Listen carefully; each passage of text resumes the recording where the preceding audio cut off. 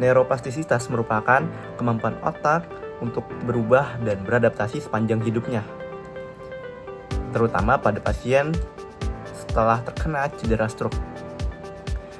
Pemilihan konsep dan intervensi itu tergantung pada pasien stroke-nya juga. Dan pentingnya latihan dan juga perilaku itu kunci dari suatu perubahan otak. Perkenalkan, saya Lali Jas dengan NPM 2306 165004.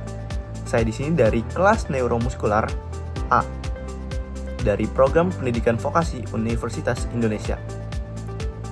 Di sini saya akan menjelaskan terkait neuroplastisitas dan 3 pola bentuknya dari video Dr. Lara Boyd, yaitu beliau merupakan peneliti otak dari University of British Columbia. Silahkan tonton videonya. Neuroplastisitas itu tidak dibatasi dengan jenis kelamin dan juga usia. Akan tetapi ada 3 pembentukan pada otak tubuh manusia. Yang pertama itu secara kimiawi, di mana otak itu sebenarnya berfungsi dengan menyalurkan sinyal-sinyal kimiawi yang di antara sel otak yang kita sebut dengan kata neuron. Dan itu nantinya akan memicu sebuah serangkaian tindakan dan juga reaksi. Otak itu juga bisa menambahkan jumlah atau konsentrasi sinyal kimiawi yang terjadi di antara neuron. Nah, karena perubahan ini bisa terjadi dengan cepat, nantinya menimbulkan efek dari memori jangka pendek. Lalu yang kedua ini dengan cara struktural, bahwa otak ini bisa berubah untuk mendukung memori pembelajaran, yaitu dengan mengubah strukturnya. Selama pembelajaran, otak itu bisa mengubah hubungan di antara neuron. Di sini struktur fisik dan otak itu benar-benar berubah, sehingga membutuhkan lebih banyak waktu. Nantinya dia akan berdampak pada sebuah memori jangka panjang. Contohnya seperti kita pernah belajar motorik baru. Waktu kecil kita pernah belajar, contohnya itu belajar piano atau belajar sulap. Tapi ketika kita sudah depan atau sudah makin dewasa, memori-memori itu kita perlahan menghilang.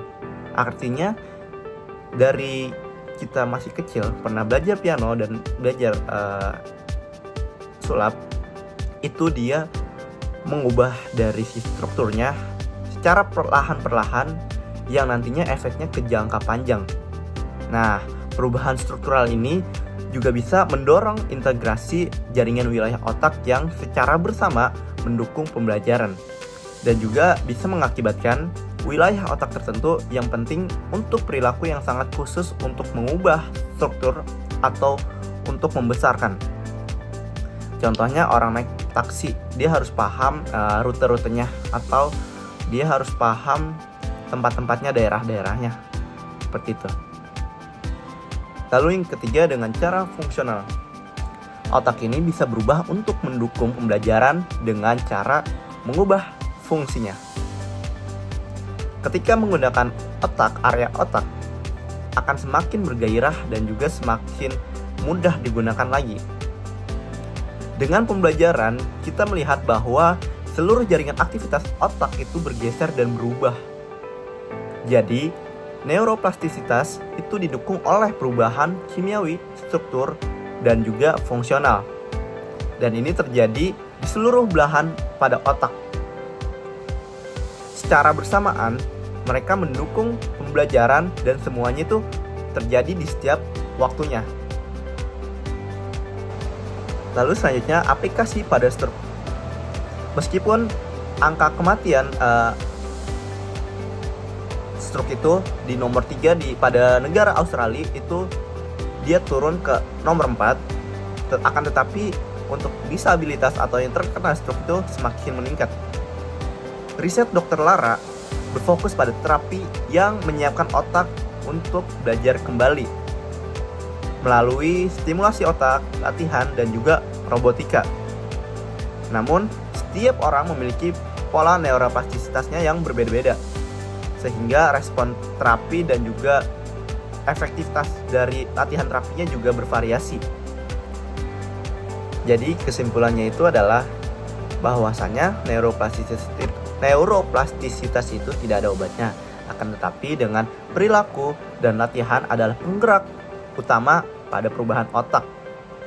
Sekian, terima kasih. Wassalamualaikum warahmatullahi wabarakatuh.